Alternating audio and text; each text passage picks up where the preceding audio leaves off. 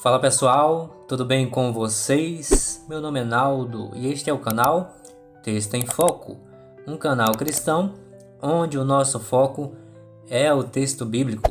Seja muito bem-vindo. No Texto em Foco de hoje, nós iremos expor o texto de Mateus, capítulo 18, verso 20. Creio que boa parte de nós e da igreja evangélica já usou esse texto fora do seu contexto em algum momento ou outro da sua vida para se referir a cultos com pouca quantidade de irmãos dentro da igreja, não é verdade? Ou quando usamos para justificar a ausência de uma igreja cheia. Geralmente, o argumento começa dizendo: não importa se estamos em um grupo pequeno, com pouca quantidade de irmãos aqui hoje, mas a palavra de Deus diz que se estiverem 2 ou 3 reunidos no meu nome, então Deus está presente. É certo, meus irmãos, que Deus se faz presente em todos os lugares, independente da quantidade ou do local. Mas será que é isso mesmo que o texto quer nos dizer? Bom, vamos ao texto então e logo em seguida a sua verdadeira interpretação.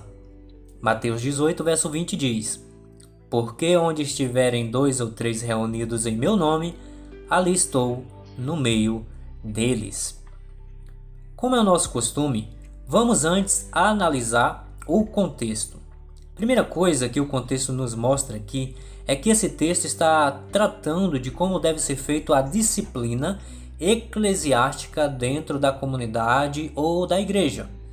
Jesus começa, por exemplo, no capítulo 18, verso do 1 a 8, falando sobre quem é o maior e o menor no reino dos céus. Ele usa até uma criança como exemplo para dizer que o reino dos céus é de fato para os humildes, os pequenos, os que se colocam em condições de dependência de Deus como uma criança. Logo em seguida, ele exorta sobre aqueles que se colocam como pedra de tropeço para esses pequenos, impedindo de entrar ou herdar o reino dos céus. E quando chegamos aqui em Mateus 18, verso 15 ao 17, nós observamos que Jesus ele entra já no nosso tema sobre a correção fraternal e eclesiástica. Jesus diz que se um irmão pecar, você deve ir até ele. Se ele não ouvir, leve 1 ou 2 testemunhas. Se ainda assim não ouvir, devemos levar a situação a público, no caso, a igreja. Mateus 18 ao 19. Então aqui Jesus começa a falar sobre a autoridade da igreja em ligar e desligar as decisões tomadas pela comunidade aqui na terra com o céu. Ou seja, a ideia de ligarmos aqui tem a ver com permitir ou de tomarmos decisões com respaldo divino dentro da vontade de Deus. Então a base para um bom julgamento é as Escrituras. O que de fato diz a palavra sobre tal situação, por exemplo. Essa deve ser a atitude da igreja, procurar o que diz as Escrituras sobre um determinado assunto ou problema. Então a palavra de Deus ela assegura as decisões tomadas pela igreja. E agora chegamos aqui em Mateus 18, verso 20, onde o texto encerra com a garantia da presença de Cristo em todo esse processo de disciplina e de decisão da igreja. Jesus diz que, porque onde estiverem 2 ou 3 reunidos em meu nome, ali estou no meio deles. Então, meus irmãos, não há muito o que falar sobre esses versos. Embora nós saibamos que o Senhor ele está em todos os lugares, a sua presença se manifesta a todos nós, independente. Temos livre acesso ao Pai, seja em uma igreja feita por paredes ou em nossa casa, enquanto caminhamos, sempre a presença do Senhor, ela nos é garantida. Então, esses versículos não se trata de uma referência sobre Deus estar presente em reuniões pequenas ou grande ou em um culto, mas trata-se de uma boa administração da disciplina na igreja, quando algum irmão cai em algum pecado ou algum erro e precisa ser corrigido e restaurado. Então a igreja entra aqui nesse processo para dar apoio aos caídos e fazer o máximo possível para restaurar os laços, a união e buscar o amor fraternal para a comunhão com Deus e com a parte ferida, com toda a igreja ali acompanhando o processo. Se tem uma promessa que nós podemos confiar, é que Cristo está presente com o cristão, com o crente, individualmente em todos os momentos da nossa vida. Isso deve nos consolar. Ele habita na igreja como um todo, como diz Efésios capítulo 2, verso 21 ao 22. O texto diz que nele somos firmemente unidos, constituído um templo santo para o Senhor. Por meio dele, vocês também estão sendo edificados como parte dessa habitação, onde Deus vive por meio do seu Espírito. Olha que maravilha, meus irmãos, a presença de Deus não depende de quantidade, mas da comunhão e de uma fé genuína e verdadeira.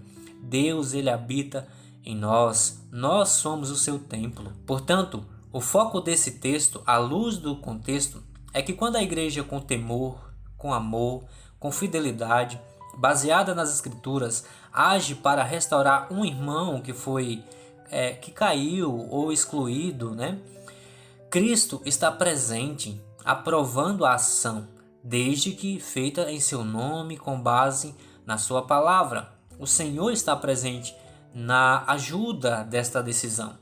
Aí o céu estará ligado com a terra, como disse o texto, Então, vamos tirar algumas aplicações práticas para nós, para a nossa vida espiritual hoje diante desse texto. E a primeira aplicação é que Cristo sempre vai apoiar uma igreja acima de tudo, que age com fidelidade a Ele e a sua palavra.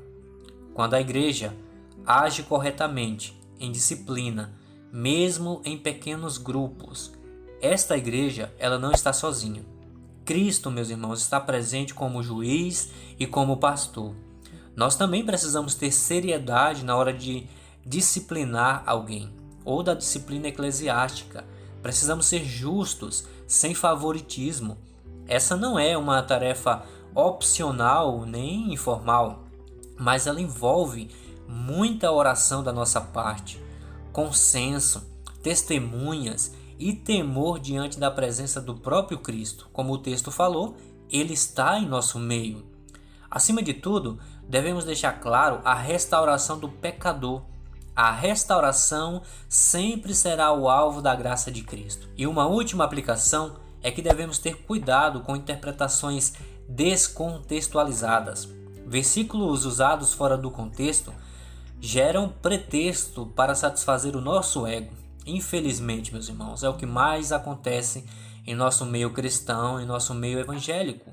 Nós podemos distorcer o sentido original que o autor queria passar aos leitores e, por negligência nossa mesmo, nós atropelamos o texto e criamos uma teologia fraca que desvaloriza o texto bíblico, levando outros ao engano. Isso é muito perigoso. Que Deus nos dê sabedoria tanto para sermos fiéis em momentos de disciplina, que Ele nos conceda mais do seu amor, para sermos zelosos por sua igreja, no cuidado, com a restauração do pecador caído, para que de fato tudo que for ligado aqui na terra por meio de sua palavra seja ligado nos altos céus. Amém, meus irmãos? O texto em foco de hoje vai ficando por aqui, mas não se esqueça de se inscrever neste canal se você é novo por aqui. Curta esse vídeo, ative as notificações e compartilhe para que o YouTube leve esse conteúdo para abençoar mais e mais pessoas. Um forte e grande abraço, que a paz seja com todos. No silêncio do momento encontro paz, tudo ao redor devagar se desfaz. A brisa canta serena e tão fugaz na mente.